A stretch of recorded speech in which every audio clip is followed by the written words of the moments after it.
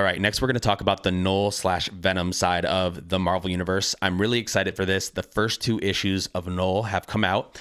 I've talked about this like several other videos leading up to this, just because I think this is really cool. I think Knull is one of the coolest villains in all of the Marvel Universe, and certainly one of the most powerful.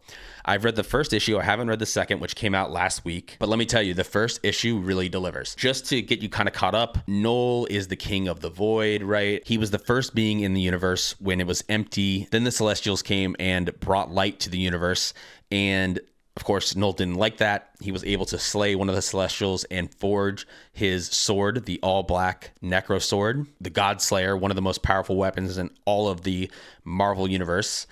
And then he went on to slay many Celestials and gods. And of course, there was a battle between him and this antithesis of the all-black with this golden spear. And then he was trapped inside of Clintar, which is like the symbiote world, but which we find out later is actually a prison. Was a prison all containing Knull. And then he fights the Avengers eventually, and it's crazy. He like takes out the Sentry, even like one of the most powerful raw power characters in all of Marvel. He ends up kind of getting incinerated, but what we find out in this comic is that when there's an absence of a King in Black, Knull basically reforms.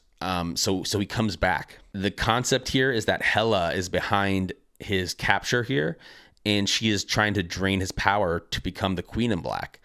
But she can't do it just from him being in this cage. So she kind of sets him on this path. I don't want to spoil too much of this. I really think you should read this. This is a cool comic. If you are going to read some Marvel stuff, read this. Read Donny Cates' run of Venom. If you want to do some pre-reading before this, you'll know everything you need to know about Knull. Which, by the way, the best Venom run that there's ever been was Donny Cates' Venom. I mean, it was so crazy with Ryan Stegman as the artist. It was amazing. But like I said before, this comic does not disappoint. We even have here's a little preview here. He's ripping out someone's spine here. It is insane.